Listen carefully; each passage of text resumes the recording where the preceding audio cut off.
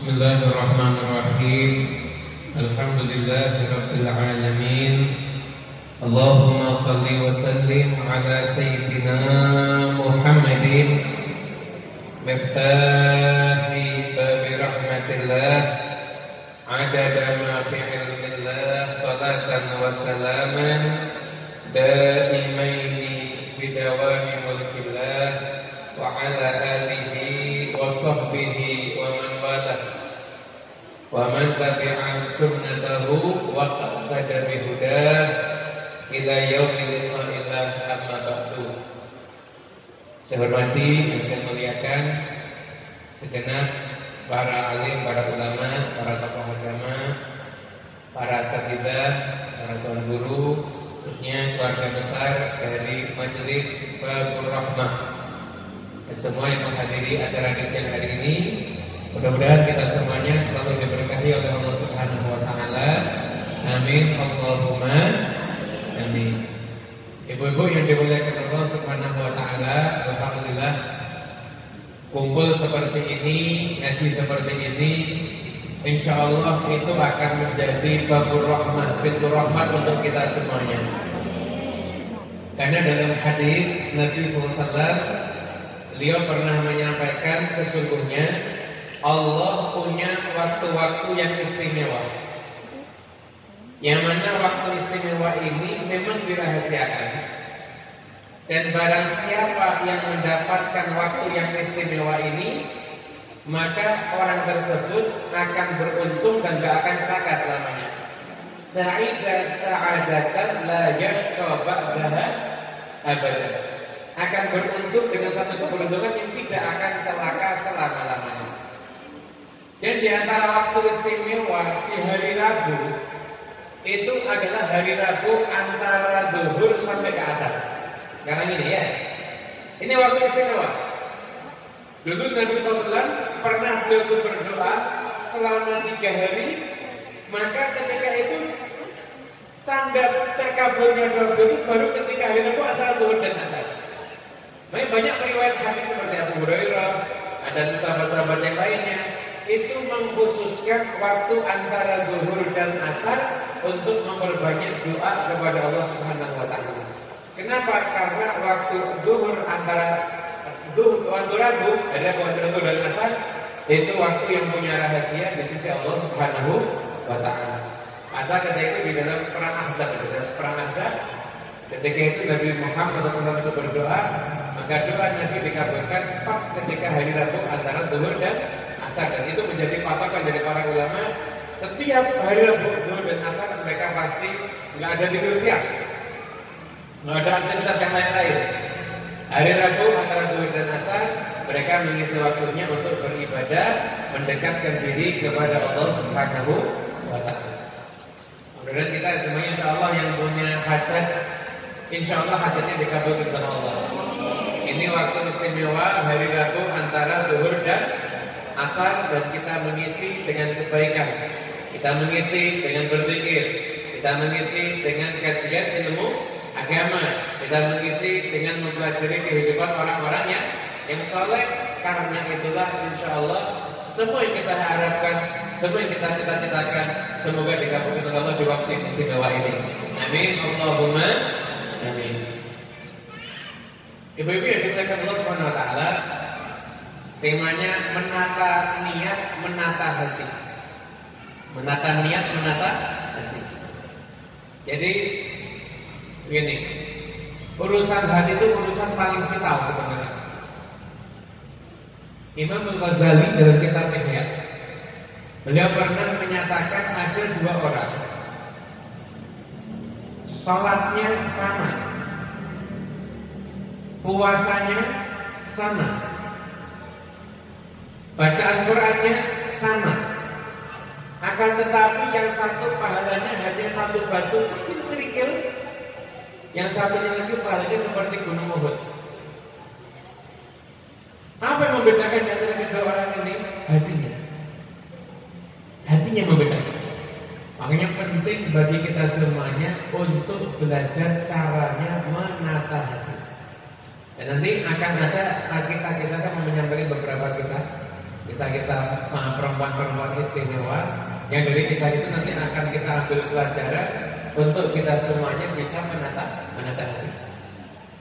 Yang pertama yang akan saya sampaikan yaitu kisahnya Siti Aisyah. Saya pernah membaca hadis, yaitu saya mau mengisi pengajian ibu-ibu, saya belajar. Saya ketika mengkaji surat apa yang paling pas dipelajari sama ibu-ibu. Ternyata surat An-Nur. Itu ada hadisnya, ada yang mengatakan itu ucapan Nabi, ada riwayat itu ucapannya Sayyidina bin Khattab. Alimu nisa'akum surah An-Nur. Ajarkan kepada istri-istri kalian, anak-anak perempuan kalian surat An-Nur. Akhirnya saya ingat, surat An-Nur kenapa? Saya cari referensi dari para ulama, ternyata mengatakan di dalam surat An-Nur itu terdapat banyak ilmu yang penting bagi wanita untuk menjalani kehidupannya. Dalam surat An-Nur itu, di antara yang ada dalam surat An-Nur itu adalah pembebasan tuduhan kepada Siti Aisyah. Jadi dulu pernah suatu ketika Nabi SAW itu kan kalau mau perang itu istrinya kan, Nabi itu istrinya banyak. Karena harus adil ketika mau perang diundi. Keluarlah nama ketika itu Siti Aisyah. Diajak Siti Aisyah ikut bersama dengan Nabi Muhammad. Diajak ikut di perjalanan. Asal ketika akan kembali, Siti Aisyah, orang bangun Siti Aisyah mau pergi sebentar, mau buang hajat. Ketika Siti Aisyah itu buang hajat, selesai Siti Aisyah kembali. Siti Aisyah kembali ke itu namanya apa ya? Kayak tahu nggak kayak kemah yang dibawa di atas onta itu? Apa ya nama bahasa tulisannya? Sekanjuk, bahasa Banjar itu ya. Pokoknya itulah yang biasa kayak di film-film kan ada itu ya. Di onta atasnya ada kayak tempat istirahat itu yang tertutup ya. Siti Aisyah di situ. Baru duduk Siti Aisyah, kalungnya hilang. Ya kalau hadiah dari ibunya itu hilang. Akhirnya Siti Aisyah turun lagi. Nah orang-orang nggak ngerti karena mungkin dikirakan urus nih badannya kecil. Siti Aisyah akhirnya nyari kalung dikira masih di atas. Dibawa jalan terus akhirnya itu tanggungnya. Siti Aisyahnya ketinggalan rombongan. Siti Aisyah kembali kaget, udah pergi semuanya. Akhirnya Siti Aisyah ketika itu Allah sedih. Mana ini akhirnya tidur Siti Aisyah di mana pasir itu tidur sendirian. Tiba-tiba ternyata juga ada salah satu sahabat Nabi yang ketinggalan. Akhirnya sahabat Nabi juga Siti Aisyah kaget. Astaghfirullahaladzim, la haula wala quwwata illa billah. Inna lillahi wa inna ilaihi raji'un. Itu akhirnya sahabat Nabi itu mempersilakan Siti Aisyah naik, kemudian dituntun sampai berjumpa dengan rombongan. Ketika itu sahabat Nabi itu tidak ngajak ngobrol sama sekali. Betul, zaman sekarang kan Masya Allah sudah curhat-curhatan gitu. Karena ini ya istri Nabi dan sahabat Nabi. Istri Nabi itu wanita suci, wanita yang mulia, wanita yang punya rasa malu. Insya Allah ibu-ibu Bapak Rahman juga sama Insya Allah ya. Mirip-mirip sama istrinya Nabi Muhammad SAW. Gak ada obrolan sama sekali ketika itu. Akhirnya ketemu sama rombongan dikembalikan lagi. Cuma orang-orang udah mulai lihat. Lihat namanya Mistah, dari namanya Mistah. Mistah lihat akhirnya terjadilah bisik-bisik tetangga. Ada bayangkan ya betapa beratnya ujian Nabi Muhammad dan istrinya. Ketika itu istri Nabi Muhammad yang tercinta Siti Aisyah, maaf bahasa akhirnya nggak enak, tapi ini pelajaran dan ini sejarah. Dituduh selingkuh.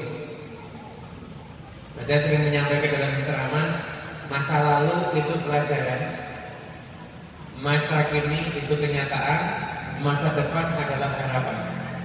Orang yang pintar adalah orang yang bisa ngambil pelajaran dari masa lalu untuk menentukan sikap di masa depan. Termasuk ini adalah pelajaran kita dari masa lalu. Masa lalu itu bukan masa lalu kita, masa lalu siapapun juga, untuk menentukan sikap kita ada di masa depan. Itu ya. Akhirnya setelah itu Siti Aisyah digosipin macam-macam. Tapi Siti Aisyah dan Nabi Muhammad belum dengar. Yang pertama kali dengar Rasulullah pertama kali dengar. Jadi gimana Rasulullah ketika itu sikap terhadap Siti Aisyah? Hampir nggak ada bedanya. Cuma ketika itu Nabi Muhammad lebih datang kita cek. Jadi biasanya Nabi Muhammad datang sebentar, datang banget gitu loh. Ya saya mulai perasaan gak enak. Ada apa ini? Sampai akhirnya tukang sisirnya ketika itu lagi disisir Siti Aisyah. Tukang sisir ini ibunya Mistah ternyata. Jadi Siti Aisyah sambil nangis. Sisirnya jatuh. Kemudian nggak sengaja ucap Pak Isa Mistah, celaka Mistah. Saya tanya apa? Kamu kok nyumpain anakmu sendiri? Enggak ada apa-apa. Dipaksa akhirnya cerita. Nangis itu. Wanita suci dituduh selingkuh. Sampai ini begini. Nangis Siti Aisyah, akhirnya Siti Aisyah minta izin sama Nabi Muhammad untuk pulang ke rumah orang tuanya. Dan ketika itu Rasulullah SAW membela istrinya di depan sahabat membela istrinya. Saya dengar di antara kalian sudah mulai ngomongkan keluarga saya. Tapi nggak ngomong spesifik istrinya ya. Di antara kalian sudah berani ngomongin keluarga saya. Saya nggak tahu apapun juga dari istriku, illa khairan, kecuali hanya kebaikan. Nah, ini penting, ini ilmu. Suami itu semarah apapun kepada istrinya, tapi kalau di depan orang banyak tetap harus membela istrinya. Ini ibu setuju ya. Dan ini dalam hati banyak mikir, wah saya suamiku nggak dengar ya. Benar loh, ini ilmu. Suami marah sama istri kalau istri salah. Boleh nggak suami negur istri? Sepakat Bu, boleh nggak? Istri salah ditegur sama suami, boleh nggak? Boleh, paham ya? Bahkan mungkin kadang-kala wajib bagi suami untuk menegur istri. Tapi suami harus wajib menjaga kehormatan istrinya di depan seorang suami. Jangan marahin istri di depan orang lain. Satu. Yang kedua, kalau ada konflik apapun juga di depan seorang tetap sekalipun istrimu salah, kamu harus menunjukkan pembelaan dengan cara yang paling tepat, yang paling bijaksana. Tanpa harus membenarkan kesalahannya, tapi kamu harus bisa menunjukkan pembelaan. Yang saya tahu dari istriku itu hanya kebaikan. Saya nggak tahu yang lain. Itu ucapan Nabi Muhammad SAW. Ketika itu, jadi ini pelajaran. Hanya ini kalau bab itu semangat nyaket semuanya gitu ternyata. Setelah Nabi Muhammad.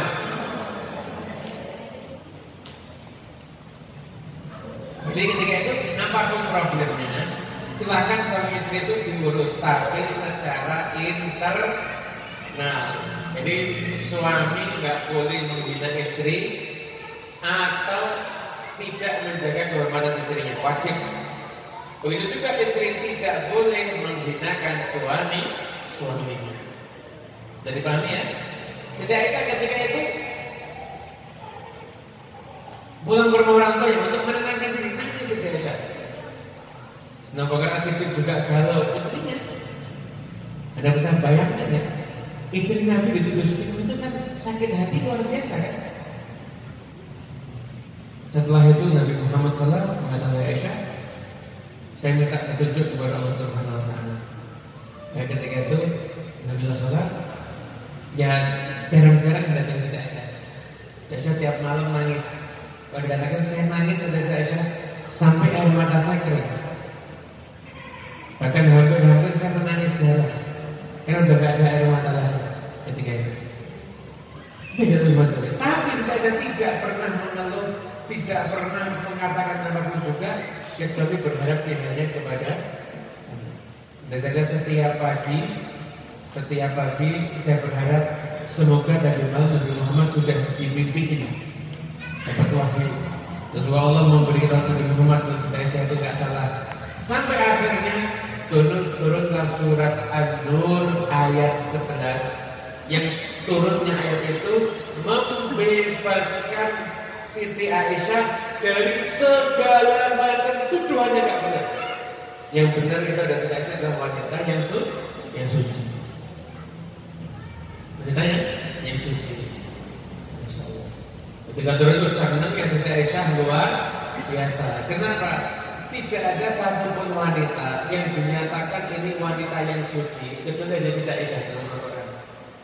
Makanya dipuji yang lainnya, dipuji yang lainnya, bukan makasih. Tapi dinyatakan ini nggak selingkuh, tidak akan selingkuh ini.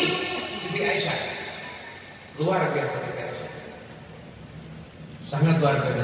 Nah, ibu-ibu yang dimuliakan Allah Subhanahu wa Ta'ala, kira-kira peristiwa ini itu peristiwa kenangan indah atau kenangan buruk itu peristiwa itu? Kenangan indah atau kenangan buruk? Buruk. Itu selingkuh. Siti Aisyah mengalami peristiwa seperti tadi itu kenangan indah atau buruk? Normalnya aja, jangan pakai hakikat, bisa nanti. Normalnya aja, siapa yang kompak, baik apa buruk? Normalnya begitu kan? Nah, tapi Al-Quran ngajarin kita punya pola pikir yang berbeda. Cek surat An-Nur ayat 11. Allah berfirman menyikapi peristiwa ini. Apa kata Allah? La tahsabuhu syarran lakum bal huwa khairun lakum. Jangan kamu anggap itu peristiwa yang buruk. Enggak. Justru itu adalah peristiwa yang baik. Saya ketika membaca ayat ini saya bingung. Dituduh selingkuh kok dibilang itu peristiwa baik. Kan ini kan kan nggak masuk ini kan. Akhirnya saya cek di kitab-kitab tafsir. Ketemu jawaban yang paling memuaskan di kitab tafsirnya Imam Fakhrul Razi. Itu kitab tafsir favorit saya. Karena tafsirnya itu banyak tafsir-tafsir yang mengulas tentang ilmu-ilmu kejiwaan, ilmu psikologis begitu. Kata Imam Fakhrul Razi, tepat sekali ketika Allah menyatakan itu peristiwa yang baik. Yang pertama, satu, kenapa? Karena itu ujian yang berhasil dilalui dengan sabar. Tidak ada balasan yang paling hebat untuk orang yang sabar, melainkan balasan tersebut adalah surganya Allah Subhanahu wa Ta'ala. Satu itu. Jadi karena itu ujian dilalui dengan sabar, kabar baik.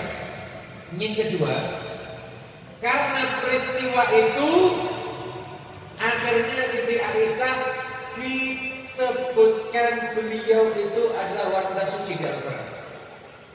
Dibebaskan dari segala macam tuduhan dan tidak meminta tuduhan lagi dari nomor juga melalui suci Al-Quran. Baik apa buruk? Baik kan? Dan Siti Aisyah itu kalau buat surat, menulis surat ya, min habibati Rasulullah al-mubarra'ah fi kitabillah Aisyah binti Abu Bakar. Romantis Siti Aisyah itu. Ibu-ibu itu juga buat nama di HP itu romantis juga gitu. Jadi itu tulisannya itu Siti Aisyah namanya di surat. Kalau di surat ya, dari kekasihnya Rasulullah yang dibebaskan dari tuduhan melalui kitab Allah Al-Quran, yaitu Aisyah putrinya Abu Bakar. Betul ya? Itu bagian dari romantisnya Siti Aisyah kepada Nabi Muhammad SAW. Makanya ibu-ibu kalau mau meniru romantisnya Siti Aisyah bisa. Bisa. Umpama nama suaminya, nama suaminya, nama apa sih yang paling umum aja dah. Namanya katakanlah Ahmad gitu aja, atau Abdullah kepanjangan, bukan romantis. Namanya suaminya Ahmad gitu. Nanti kalau tulis kontak di HP, kekasihnya Ahmad. Cakep ya kan? Loh, mau romantis apa enggak ini? Itu. Nanti untuk para suami, ya suami juga sama. Ya, kemudian jadi itu peristiwa, itu jadi pelajaran. Ketika ada ujian berat, dilalui dengan sabar, hasilnya akan indah. Indahnya ketika diuji atau setelah diuji? Setelah dilewati, sabar baru akan nampak indah. Makanya untuk hidup jangan bingung. Untuk hidup jangan bingung. Anda jalani hidup aja. Anda jalani hidup aja. Hidup Anda itu Anda jalani dengan kebaikan. Apapun yang terjadi, kalau itu bagus ya Anda syukur, kalau itu kurang baik ya Anda sabar. Tapi saya punya doa. Kan saya sebenarnya diminta untuk ijazah maulid, tapi saya kan tidak berani ngasih ijazah maulid karena sesepuh di Solo itu masih hidup semuanya, sensitif takutnya. Saya mau ngasih ijazah doanya Habib Ali, biar hidupnya nggak penuh ujian. Nggak usah bingung dicatat. Punya Instagram? Punya? Ya silahkan cek di story IG saya. Nanti kalau saya mau kajian, karena saya nggak mau yang takut tentang pengajian ini. Silahkan cek di story Instagram saya, doanya Habib Ali Al-Habsyi.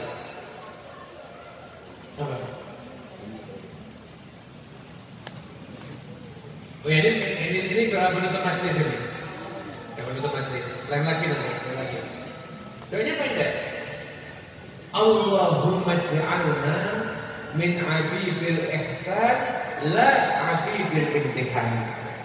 Ya Allah, jadikan aku hamba yang sering dapat kebaikan, bukan yang sering dapat ujian. Kan adanya ya. Nanti lihat nanti.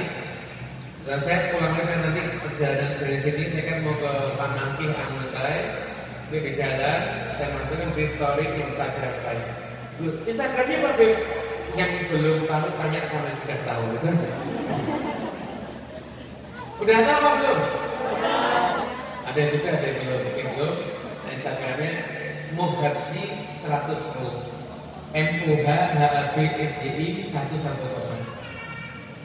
MUHHABSYI 110. Subhanallah Nabi Muhammad.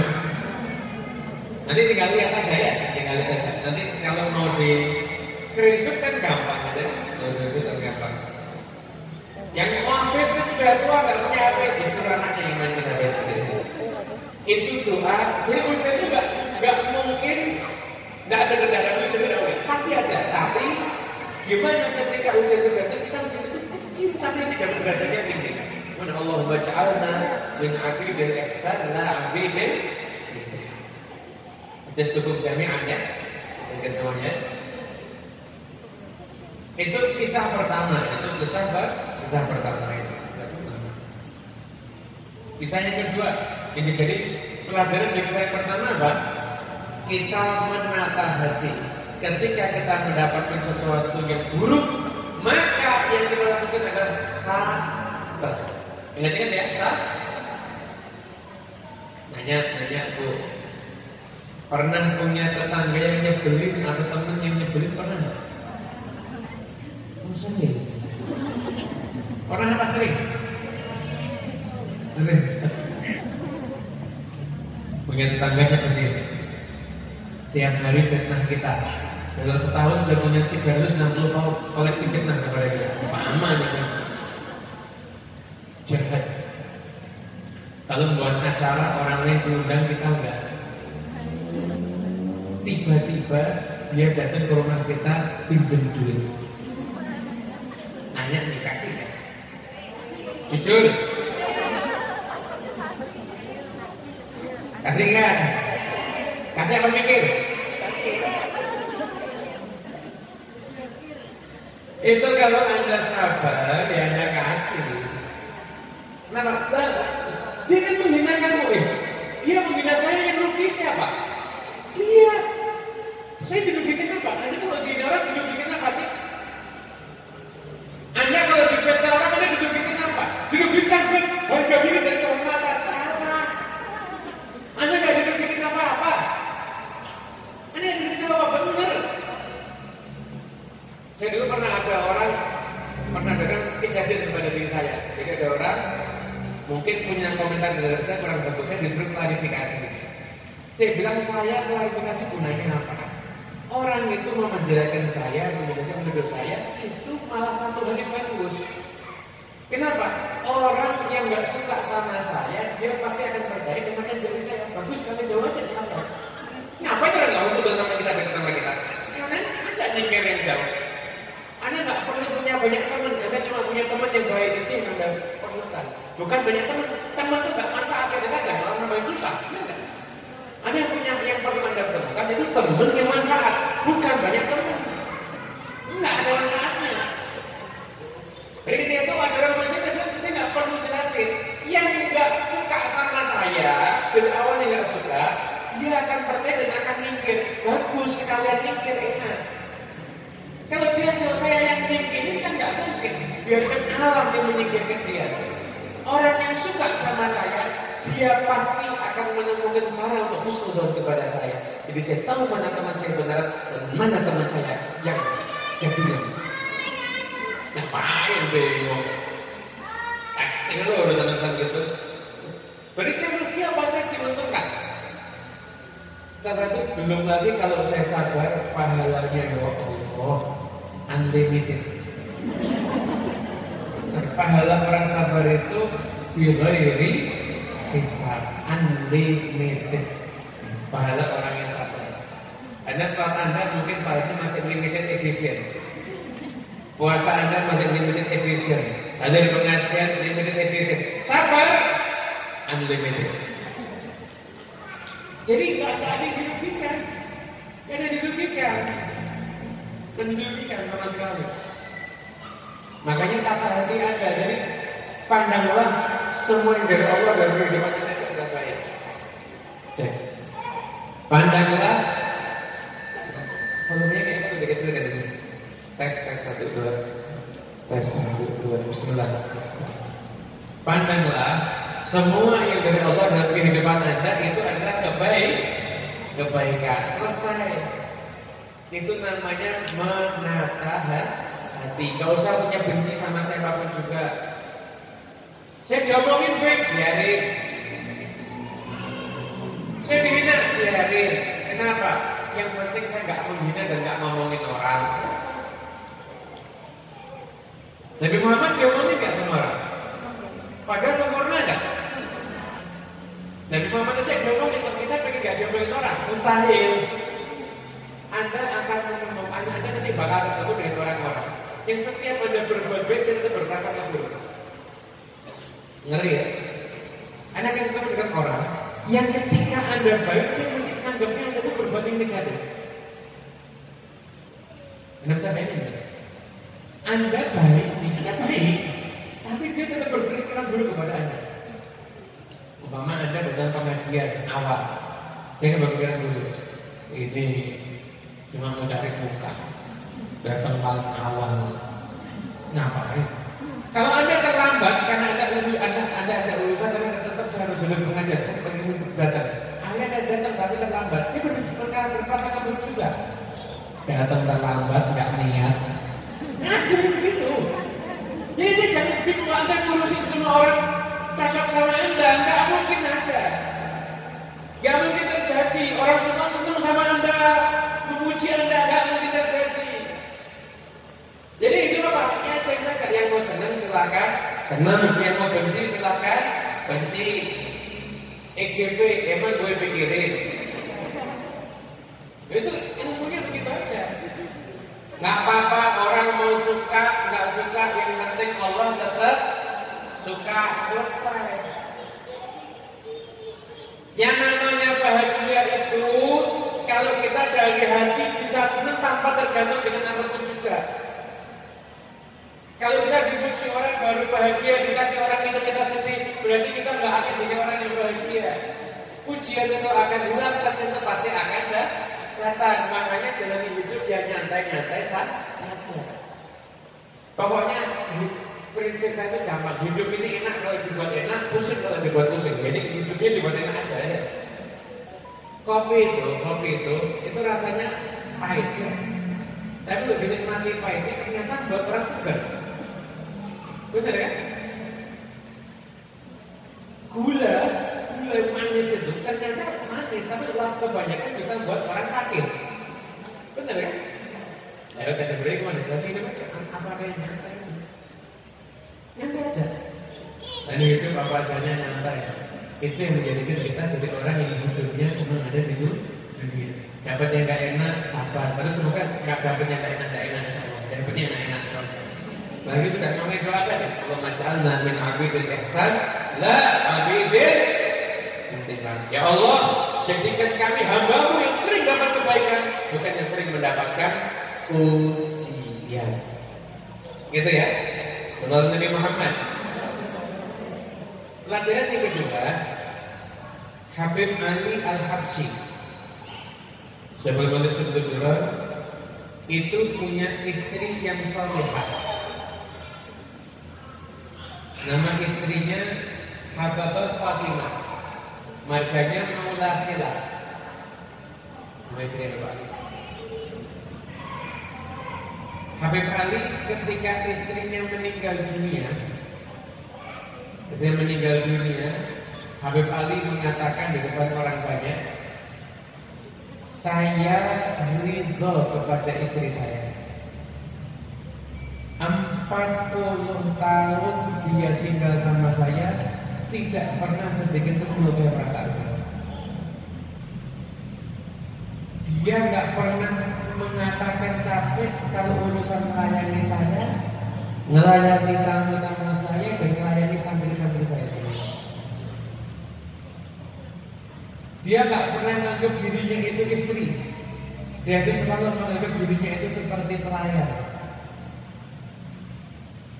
Dia nggak pernah pengen eksis. Bahasa zaman now begitu. Kembali ngomong gitu ya. Bahasa zaman now saya terjemahkan begitu. Dia nggak pernah pengen eksis. Tapi dia hanya ingin menjadi wanita yang terbaik untuk suaminya. Hari ini saya ridho untuk ini. Dan Anda tahu ketika wafatnya istri Habib Ali, sekian banyak ulama yang mendapatkan bisyarat. Ada yang mimpi berjumpa dengan Rasulullah. Ada yang melihat Rasulullah menghadiri makamnya. Oleh ketika dimakamkan itu, Yaman itu lagi panas-panasnya.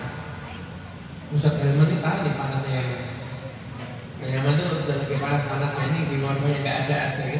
Itu kadang-kadang kalau mau tidur kasur istirahat. Nanti tidur berbahan 5 menit kering. Bisa bayangin panasnya kayak apa ya? Panas.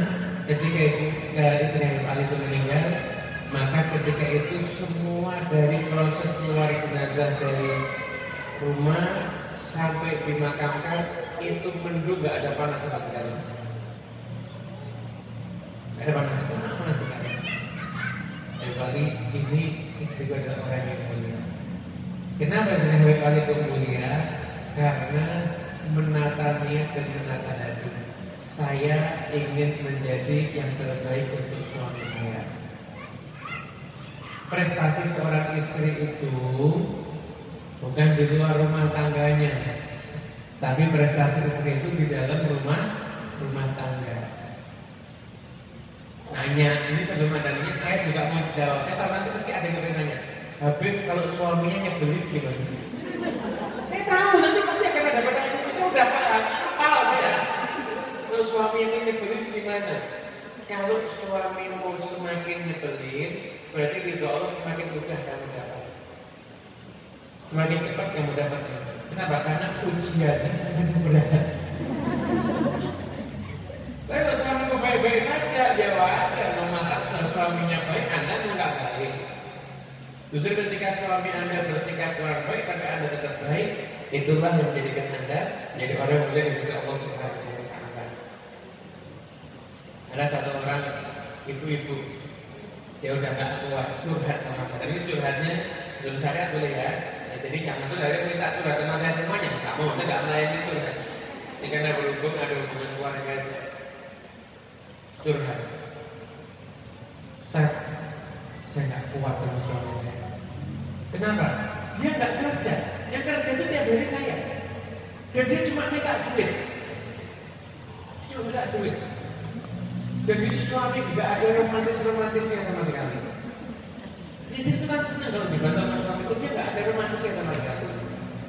Saya jawab begini, Alhamdulillah, Alhamdulillah, semangatnya Kak, Alhamdulillah Kak, suaminya kakak mintanya duit kakak. Coba suami kakak mintanya duit sama istrinya orang. Atau sama janda, kakak kan pusing nanti. Iya benar juga ya. Setelah itu kak, hidup ini pasti ada rintangan kan, tapi itu batu loncatan. Allah itu cinta sama kakak, kakak mau dimasukin ke surga. Kakak disuruh pakai tanda sholat, nanti sholatnya kakak kurang khusyuk. Kakak disuruh pakai tanda puasa, puasanya mungkin kurang sempurna. Kakak disuruh pakai tanda sodakohnya mungkin kurang, ada masih gak ikhlas. Akhirnya dikasih suami model begitu. Kenapa? Kalau kakak sabar ngadepin dia, jadi takkan menuju surga. Jadi kalau kakak lihat suami, jangan ikut nyebelitnya, ingat tangga surganya aja. Jadi cara pandangnya dirubah, masalah selesai. Oh iya, benar juga ya. Cara pandangnya dirubah, maka masalah akan selesai. Gitu, hidup itu tinggal merubah cara pandang aja, selesai lah semua masalah. Setelah Nabi Muhammad. Inilah pelajaran-pelajaran, kita ilmu untuk mengetahui.